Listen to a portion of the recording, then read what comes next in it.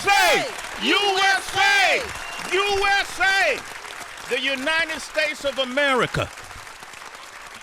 Natural export. One of the few. Comes from a culture that we have deemed hip-hop. And in this culture, it's been able to do something that religion has not been able to do, that politics has not been able to do.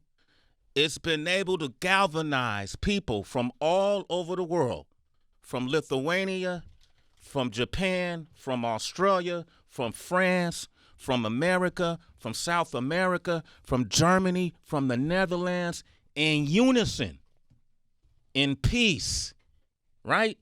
In understanding and empathy through this dance that we know from this hip-hop culture that's been in existence. They say 50 years plus. I say even longer than that. If you trace back the history to some of the African tribes that were already attempting and doing some of the moves that we've adapted into hip-hop culture today and deemed them something else. This young man who's with us today, in the spirit of some of the legends, one of my favorite B-boys of all time goes by the name of Wiz Tech, a.k.a. King Tech, from the group Flynamic Force out of Northern California, that would battle people like Aoki Star, who all we know as Octaviano from the Renegade Rockers in Northern California. That's my partner, King Tech, who started B-boying on the Pier 39 in San Francisco. Battle people like Rocksteady Crew, Crazy Legs. Prince Ken Swift used to stay at my house in the 90s. When Jam on the Groove was a thing, I'm showing off, Heather. When Jam on the Groove was a thing, and so I've had this affinity, this love, because I've seen the greatness that this culture has been able to do through breaking. And years ago, we had a chance to go to, what city was it, Heather B? We were in Orlando, Florida. You remember what year that was? Wow. Maybe 2014? 15, somewhere around there. Yeah, 2014, 2015. It was the last time we saw Phife Dawg. Absolutely. From Tribe Called Quest perform before his untimely demise, right? And in that same moment, we saw a phenom, a young man, skinny at that time, sliced up like a human action figure, though. Didn't expect much from him because he was so young, but he came into that competition and blew us away. Fast forward 10 years later, I bump into this man in Oakland, California, doing another event with Cross One. Mm-hmm. Shout out to Cross One, my brother. We all started in this thing together and saw him as a grown man. And at that point, he told me he was going to the Olympics. And I could have cried. And I've been talking about him ever since. He's been in the promos for the Olympics. He's represented us for the Olympics, the country of United States of America, and he brought home the bronze. I couldn't be more proud. He gave b-boying and breaking an international stamp of respectability. I want to welcome him to the show, the one and only, my little bro. I'm giving him little brother. Little bro. Give it up for B-Boy Victor. It's up for the medal. Let's go. Finally. Where's the medal? Brought it back. Where the medal at? Brought it back. Let's go. Wow. Hip-hop, baby. Yeah, hip-hop We did it. We did it. Hip-hop got Olympic medal. Brought something back.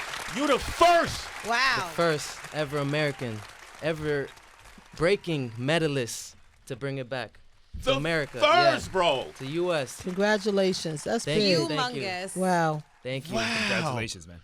Yeah, right?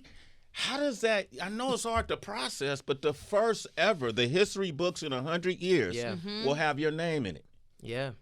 And it's just so awesome to represent hip-hop culture and to bring hip-hop culture at the Olympics, you know? Yeah. And it's Absolutely. just, it's so surreal. I'm still, like, in shock. Like, wow, I brought it back. Yeah. I brought something back. You brought Bronze, you know? Yeah, that's It's a amazing, really great bro. feeling. And, yeah, I just thank y'all for just having me here. Yeah. Like, I appreciate it. Absolutely. Was it emotional for you? We sit and watch at home the medal ceremony, and you know, a lot of times we see the emotion on the athletes, and I'm calling you an athlete, you know, but we see the emotion, but we don't get to hear from them directly afterwards all the time. But was it emotional for you standing up there and receiving that medal when it was placed around your neck? You know, I still haven't had time to process it because I've just been all over the place. But yeah, it's just like super emotional to definitely have my family behind me, you know, Yeah. supporting me, and also like people from all around the world just like showing me love, and now watching breaking, something I love, and now people get to experience that, and there's a younger generation that now wants to dance, Yeah. which is awesome. Hell yeah. Yeah. I remember Yeah. you were the younger generation. Yeah. Yeah, You yeah. still are young, bro. You still, that was cute, but I get it. I know what you mean. Those are younger than you. Dude still in his 20s. Who are some of the legends that you grew up idolizing that have reached out? Some of the legends. All right. Of course, Rocksteady, Dynamic Rockers. Let's see, Bboy K-Mel. K-Mel. There's a lot to name. There's also like a bunch of like European legends that I looked up to. Maurizio. Yeah. There's too many people to name, but those are a couple. Who called you and said, congratulations, you did it for the culture? Anybody talk to you yet? Not yet. I haven't had time. My DMs are like flooded right now. So I believe. I've been trying to just like, you know, just focus on myself because it's been so overwhelming. But yeah, a lot of people have congratulated me. How did you make it to the Olympics? What was the process? We've been having all of these conversations on how did people actually get there? How did you go through the trials? How many times did you have to win? What was the criteria? So the process was really long. We had the World Series, which was like 6 events, 6 Olympic qualifying events. I had to go through that and then, you know, gain my points from those series. But the way I got into the Olympics was winning one of the world championships, which got me the ticket straight into the Olympics. So they have like the continental championships that get you straight into the Olympics, and then they got the World Series where you accumulate points to then compete in the 2 last qualifying series, which was like 2 months before the Olympics. So if we liken this to, let's say, tennis has their Grand Slams. They have Wimbledon, right? The U.S. Open. What's the French? The one that happens in France with the dirt court. Those are Grand Slams. Are there Grand Slam equivalents in breaking? Like when you win a world competition, or Grand Slam equivalents. Red Bull BC One World Championship. That's the ones I've hosted constantly. Y'all seen me. So, all right, okay, my bad. Yeah, so those are the main ones. Those are the main ones. Yeah. Okay. When you were younger, Vic, did you always see yourself as an athlete? And I ask this because considering the journey of getting breaking into the Olympics and dance as a whole, I find that a lot of folks have had trouble with embracing it as athleticism, as a sport. Did that ever impact how you saw your own sport / art? Did you have a time as you journeyed along where you're like, nah, I am an athlete? Or did you always see that from day one? I see it as both. So I see it like I'm an artist because we are artists. We're bringing our own individuality into the dance and our own self-expression. But if you look up athlete competition, you know, well, if you look up, like being an athlete, it's about being super competitive, and it's about like undermining your opponent and being the best of the best at what you do, and that's what breaking is all about. You know, when it first started, like instead of fighting, you know, instead of like killing each other, we're dancing, we're settling it out with dancing and competing and showing who's the best of the best. So that's why I'm saying like it can also be a sport, but you are also an artist. Yeah. B-Boy Victor is here. He represented the United States in the breaking competition, the first ever Olympic breaking competition. Yeah, along that thought, Victor, I'm just curious about the mental pressure, right? We always talk about an Olympian athlete is mostly about mental fortitude. Yes. And so I'm curious where a lot of athletes have to not just represent for themselves and family and all the hard work of their lifetime of practicing, but also too for America. But I feel like breaking was a little bit different. I felt like you had to represent for yourself and your family, but you also had to represent for America, but then you also too had to represent for culture because this is one of those Olympic sports that was started here in the U.S. and we've seen strong global competition in the sense of where they've been able to master the art form. And so did you feel that added pressure of representing the culture of where the country had started from? No, I didn't feel no pressure at all. Like, I was Oh, man. enjoying the moment. Like, honestly, I was so happy for all of us because we're all in this together. All of the top 16 B girls, all of the top 16 B boys. And I remember I was going up against Hero 10 and the crowd was going crazy. And I even was going crazy because I was like, yeah, this is for the culture. This is for us, you know? So I just wanted people to see what breaking is all about. You know, they have all these misconceptions and stereotypes, and it's like, no, it's evolved. You know, it's more refined. Wow. Wow, Bboy Victor is here, man. I just keep saying his name. Learn his name Yes. like you would a gymnast, like you know Yes, Noah yes. Lyles, like you know Simone Biles. He is that to breaking. Yes. Learn his name, Bboy Victor. Victor. Thank you. One of the biggest problems is how breaking is marketed to the mainstream, to the masses. And so it creates a lot of confusion.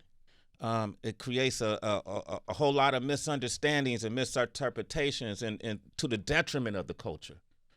In the case of this young lady, B-Girl Ray Gun from Australia. Australia, yeah. And this clip that went viral of her and people lazily, you know, appointing that to the culture as a whole. Like, is this what breaking is about? Yeah. Because they see this one preliminary round of someone we're not even sure how she got that far. Yeah. But she does not her spirit, perhaps, I don't know her, represents the hip-hop spirit of wanting to learn and be a part of something. But that skill set does not represent where breaking, how far it's come, how far it's evolved. And I think we've been lazy as journalists, as correspondents, media people, to only talk about that. Yeah. Right? And Yeah. not get behind the culture as a whole. Were y'all even hearing about this over there, about this girl going viral? And what are your thoughts now that you know? Yeah, so she went pretty viral. Her the B-Girl event was on the 9th and the B-Boys were on the 10th. So when it was our turn, she was going viral, you know, but we didn't pay no mind to it. And now it's all over the place, you know? And like, to me, honestly, any type of publicity is good publicity. And I was like scrolling through the comments in my battles, and a lot of people are like, yo, I came here because of ray guns, and now I'm like tuning into breaking. Like, this is the best thing ever, you know, because now they're watching all of the competitors. So I saw at least like hundreds of comments like that. So it's also a good thing because now people are tuning into breaking, and they're seeing like the people that won the gold, the people that won the bronze, and they're like, what? Like, yo, this is so sick. Like, now I'm super invested into it. So it's a really cool thing. Yo, I like that response. Wow. Get out, hey, man. Yeah, right, DB? Yeah. I like that response, man. Positive Yeah, one. and I agree with both of y'all said, and I think the biggest problem I had was like, okay, if you want to criticize, you're entitled to your opinion, but just add something positive to the conversation. Yeah. You know what I mean? Like, exactly. don't just focus on what you don't like about her performance or what you think about the clip. Like, let's look at the other performers and let's add something to that conversation. Yeah, right. Well said, Victor. Yes, indeed. Wow, man. I just realized we saw you in 2015. I just went back to look and we watched you. Yeah, it was 2015. 2015, That's yes. crazy when you think about it. What do you do from 2015 to now to stay in shape, to be in that Olympic space when you find out, oh my gosh, this thing that I love so passionately, like I love emceeing. You know, Yeah. what do you do to stay in shape, to get to this point for all of the younger generation that's watching now with the Olympics coming to LA in 4 years? Man, it's Do you just- compete as much as possible? What do Yeah, you do? it's just staying consistent and staying true to yourself. So it's staying consistent, staying true to yourself, and also reinventing yourself throughout the years. You know, it's like rapping. You know, there's all these different eras, and you gotta just keep on reinventing yourself. Just how Snoop did. You know, he just keeps on reinventing himself, 100%. and he's always on it. So it's the same thing with breaking. How big was it Yep. to have Snoop kick off the breaking competition, man? Were people going bonkers? It was awesome. It's like I got chills. It's like, wow. Like we did not expect Snoop to be there, and just for him to show up and show love to breaking, because we all are part of hip hop. It was a really cool feeling. Yeah, we all yeah. are part of hip hop. Yeah. And see, that's what I want people to understand, that Bboy Victor, right? Snoop, Jazzy Jeff, you know, Yes. we're all a part of hip Hip-hop. hop. Yes. Whatever graph writer you want to put in there. It's all a part of hip hop. B-Boy Victor is here, 888-742-3345. Lift the medal up a little bit. Yes. Okay. So here. the man that won the men's competition name is Phil Wizard. and he's from Canada. Canada, right? Canada, yes. Phil Salute Wizard to is- Canada. yo, He's great. He's great. Sick, Yes. right? And then He went in. you went up against Danny, Danny Dan, yeah, in the semis. and he was from France. He was from France. Yeah, you knew what was gonna happen. You could have. Yeah, it was you a could have tough one. floated in the air and did all your combinations, elevated. Yeah, From the yeah, the heavens. crowd was From the- going wild for him. Yeah, It's but like you- all French crowd, yeah. But it was a great competition. You was It going hard. was. So let It me was. ask: when you compete that much in that many rounds, how many of it is routine and how much of it is improv, or do you have combinations that you save for certain rounds? Yeah, so it really depends. Like you gotta strategize. So I have like about 15 signatures because you're supposed to have at least 15 strong rounds throughout the battle, and each round has to be different. So you got to bring your own creativity, which makes it even tougher. And on top of that, you got to be onto the music. You know, you got to be on beat. But yeah, it's really difficult. And for me, I try to adapt in the moment. I try to improvise a bit, but I also have like my routine that I do. You know, and sometimes I forget it. So you gotta, you know, you have those spontaneous moments that just happen out of nowhere. You know, you just go off of feeling and you forget what you're doing, but your body's just taking you to like a different dimension, which is so cool. Shit. Yeah. Yeah.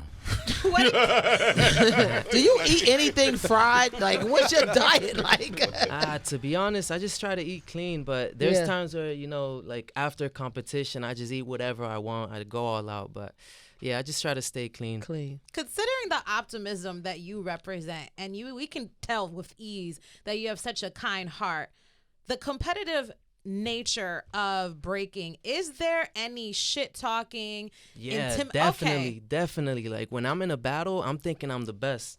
You know, I'm not saying it, but in my head, I'm saying it, and I'm there to win. You know, I'm there to win, and that's what it's all about. But after the competition, we show love. You know, we show love, and it's like, all right, I got you next time. You Yeah, know? but during the competition, y'all be shitting on each other, especially if you repeat a move. You know, Yeah. that's the second time Yeah, he did exactly. that move. And then I think a lot of people don't just like if you come up on somebody and they, you know, they motion around your face or they might even touch you. People think, well, why doesn't that end up in the fight? But that's a part of it, all right. Yeah, it's called burns. Yeah. So it's just burning your opponent. Just like basically you're just dissing them. Yeah. Yeah, and let's talk about some of the combinations. But I'm going to take some of the callers. George is on the line from Florida. Go ahead, George. What up, George? George. George. George. Did your phone break? Phones sound like they went dead on your end. Oh my God, I'm so sorry. Hello? Hey, Hey, I'm George. so sorry. B-Boy Victor, it's amazing to be on the line with you. Sway, you guys are all amazing. Heather G, Yeah, thank you. Kalani, Tracy, everybody. Yo, shouts out to all you guys. Love First of all, good morning. God bless you all. It's a beautiful day. I'm so sorry about that, but B-Boy Victor, a question for you. Hello? Yes. sir. Yes. Oh, so sorry. Sorry. Question, man. You did amazing in the Olympics. You know, you did really good against like Japan when you went against Yeah. Hero 10. What inspired you to do some of those moves? Because I know you just said it a little while ago how like sometimes you may lose rhythm and focus or whatever, and then like you know you're just kind of like you know just kind of winging it in a way. But it's hard to tell if you did any of that like during any of your routines. But is there like a go-to move that you go to or like have like in your back pocket or something like that? Like if you ever find yourself in a situation like that? Oh man, yeah. There's a couple go-to moves that I do, like some of my signatures. But honestly, it's just going off of feeling. So, like for me, I'm so used to just adapting in the moment, and it's like I can bring something just out of nowhere, you know, depending on the moment. So most of it is spontaneous, but I do have like my sets that I know are gonna do good, and the crowd's gonna go crazy.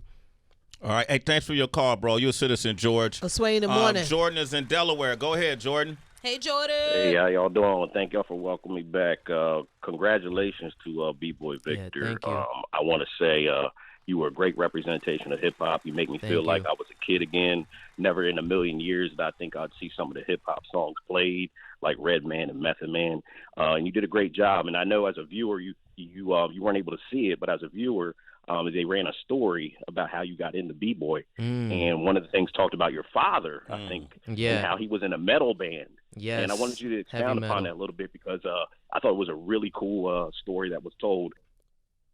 Yeah. So, I was surrounded around like heavy metal music, and my dad was a breaker back in the day. My dad and his twin brother, they used to break back in Mexico, so they're inspired by like Beat Street. They're inspired by the movie Breaking, and basically they exposed us to breaking, you know, because it's something that they used to do. But they're also in a heavy metal band, so you know, I was always in the arts, and it was amazing. Wow. Hey, man, thank you for your call, Jordan. Two things I want to ask you. I know you guys have to cut out. What kind of conversations were being had with the B-boys and B-girls? Shout out to B-girl Ami, first of all, from Japan. B-girl Nika. I think she's from Lithuania, if I'm not Yep, right.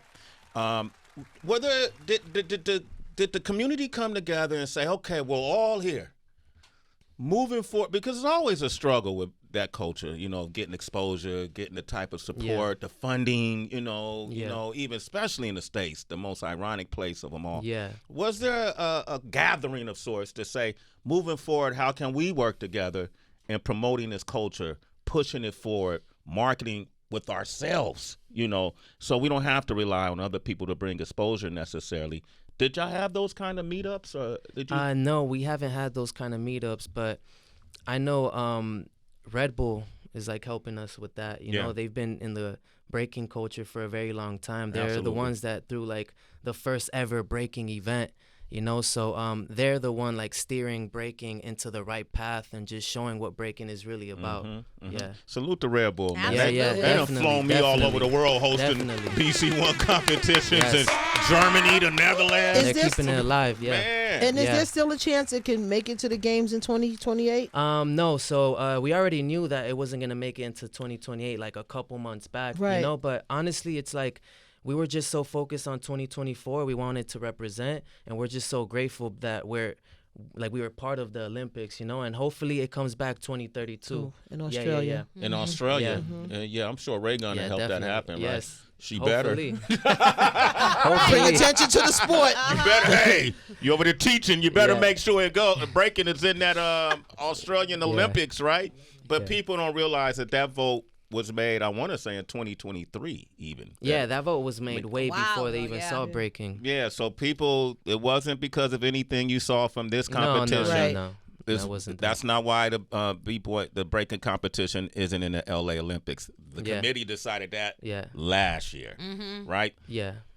Moving forward, man, what's up with B-Boy Victor? What's happening next? What's happening next? So I'm in the best shape ever. I got a couple more competitions coming up, but honestly, like now I'm just trying to get Talk your shit. just trying to get ready. But yeah, now I'm just trying to focus on other things, you know, just giving back to the community, hopefully throwing an event myself, you know, just to show what breaking is all about and what hip hop is all about. And like, you know, maybe creating like a little breaking studio / calisthenics park in my city, my hometown, Kissimmee, you know, for the kids there, because the newer generation is important for breaking. You know, they're the ones that are next, and they're the ones that are going to keep this art form going. So that's what I'm focusing on right now. Yo, your media training is on point. Who got this? Who did this to this guy, man? It's like amazing. Full sentences and everything. And he knows when to stop a sentence. That's right. You saw your own media training camp. Yo,